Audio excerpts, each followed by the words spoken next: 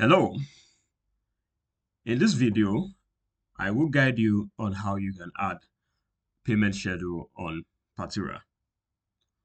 Partyra is a social connect application that allows you to discover different events in your city.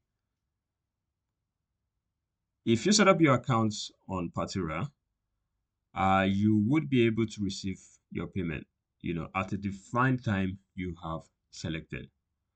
To do that, all you need to do, if you have downloaded the app, you would need to access the app. But if you are accessing it from the web, all you need to do is to navigate to the left panel, to the right hand panel, click the drop down, you would see finance. In this case, I click on finance and then I click on payment schedule. On Partyra, we have four types of payment schedule. We have daily, we have monthly, weekly, and end of the week. So you want to choose the one that best work for your business. In this case, I would select, for example, monthly. So once you do that, all you need to do is to click on set schedule, and then it prompts you to put in your PIN. So in this case, I put my PIN, I verify, and that's all.